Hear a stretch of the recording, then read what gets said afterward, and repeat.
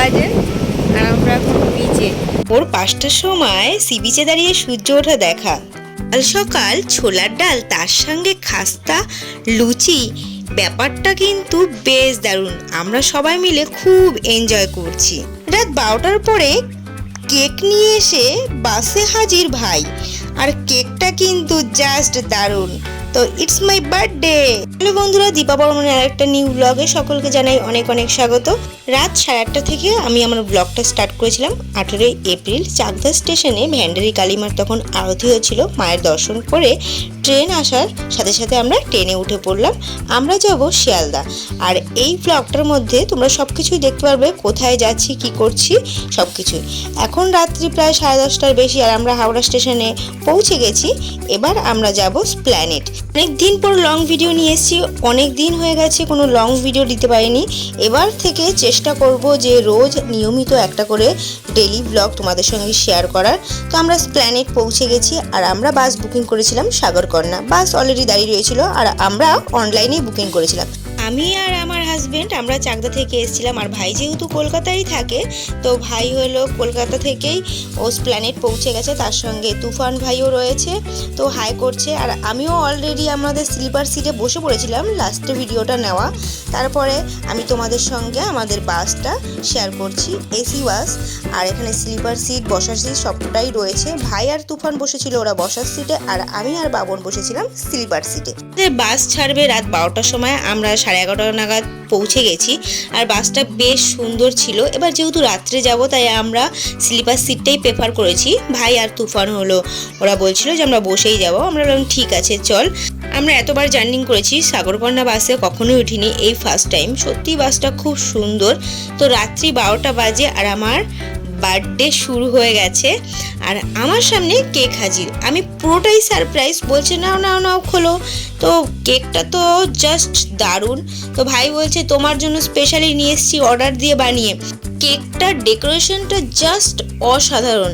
আর ওপরে যে লেখাটা হ্যাপি বার্থডে মোনাদি, লেখাটাও কিন্তু জেলি টাইপের ট্যাগ দিয়ে, কোনো ক্রিম না। আর আমার যেহেতু ডাকনাম মোনা, তার জন্য মোনাদি লিখে নিয়ে এসছে। তো ভাই আর তুফান দাঁড়িয়ে রয়েছে আর আমি স্লিপার সিটে বসে কেক কাটিং করছি। মানে এই ফার্স্ট টাইম আমি ট্রাভেলিং করতে করতে বার্থডে সেলিব্রেশন করছি। মানে এর আগে হয়েছে কিন্তু বাসে বসে কেক কাটিং এই জিনিসটা হয়নি, এই ফার্স্ট টাইম এই জিনিসটা হচ্ছে। তো ভাইকে খুব থ্যাংক ইউ। তো এদের সবাই মিলে এই প্ল্যানটা ছিল। আর কেকটা কিন্তু ভেতরটা পুরোটাই চকলেট। উপরের ডেকোরেশনটা দেখে এরকম মনে হচ্ছে যে চকলেট না, কিন্তু পুরোটাই চকলেট আর ফ্রেশ কেক। বলছে এই জাস্ট আমি বানিয়ে নিয়ে আসলাম। তো ওদের দুজনকে আমি কেক খাইয়ে দিলাম। তো বার্থডে সেলিব্রেশনটা তো বেশ দারুণ হলো আর আমি তো খুব এনজয় করছি আর খুব এক্সাইটেড। তো নেক্সট আমরা কোথায় যাচ্ছি, কি করছি, সব কিছু কিন্তু তোমাদের শেয়ার করব। তো এখন এনজয় আমার বার্থডেটা। আর কেকটা সত্যি এতটা সুন্দর ছিল যে ক্রিমটা চেটে পুটে আমি খেয়ে নিচ্ছি, যে সত্যি কেকটা এত দারুণ ছিল। তো আজকের ডিনারটা আমাদের কেক দিয়ে চলবে, কারণ আমরা রাত্রেবেলা কোনো খাবার নিয়ে আসিও নি আর কিছু নিতেও পারিনি। তো কেক কাটিং চললো, কেক এবার সবাই কেক খাওয়া দাওয়া। তো আমি আমার বরমশাই গায়ে ক্রিম লাগিয়ে দিয়েছি যে আজকে আমার বার্থডে, এটা তো বানতা হ্যাঁ।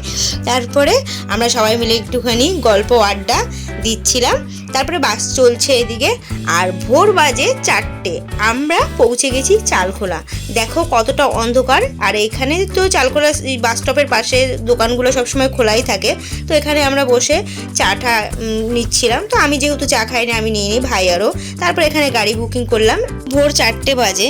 তো চালখোলা থেকে আমরা অটো নিয়ে নিয়েছিলাম। আর এত রাত্রে আমাদের রুম বুকিং করা রয়েছে আমাদের রিসর্টের, কিন্তু এত তো রাতে আমাদের চেকিং হবে না। তাই আমরা বলছিলাম যে এখানে চালখোলা মোড়ে বসে থাকার থেকে চলো বিচে। তো আমরা গাড়ি করে চলে গেছিলাম বিচে। তো বিচ সাইডে গেছি তখন প্রায় 4:30 মতো বাজে। চারিদিকটা দেখো অন্ধকার, এখনও পরিষ্কার হয়নি, আর সামনে সমুদ্র। এই ফিলিংসটা কিন্তু বেশ দারুণ লাগছিল। তো আমরা 4জন বসেছিলাম।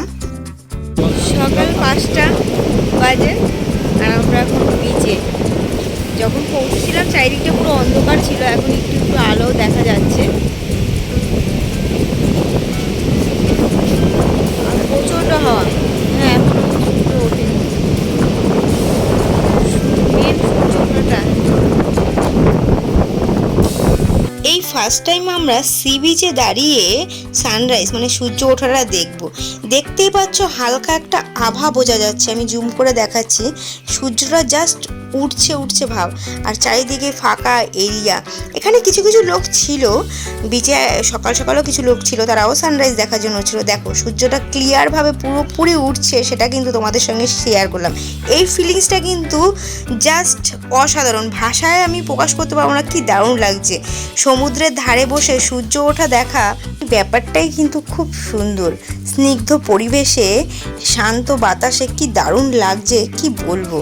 সুন্দরবন সি বিচে আমরা অনেকক্ষণ টাইম কাটালাম, তো তারপরে আমরা এখানে ফ্রেশ হয়ে ড্রেস চেঞ্জ করে নিলাম। তো ভাই বলছে যে চলো আমরা আমাদের রিসর্টের সামনে গিয়েই বসি। তার জন্য বাবন আমরা সবাই বললাম ঠিক আছে, এখান থেকে হালকা একটু ব্রেকফাস্ট করে নিই। তারপরে আমরা ব্রেকফাস্টের জন্য অর্ডার দিলাম লুচি ছোলার ডাল। তো লুচি ছোলার ডাল চলে এসছে।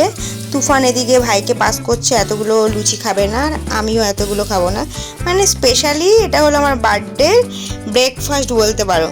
তো বার্থডের ব্রেকফাস্টটা আমরা সবাই মিলে এনজয় করছিলাম। আর লুচি কিন্তু বেশ খাস্তা ছিল, আর খুব ফুলকো ছিল, সফটও ছিল, দারুণ ছিল। তারপরে লুচি টুচি খাওয়ার পরে এখানকারই যে দাদার তার অটো আছে, তাকে নিয়ে আমরা আমাদের রিসর্টের দিকে যাচ্ছিলাম।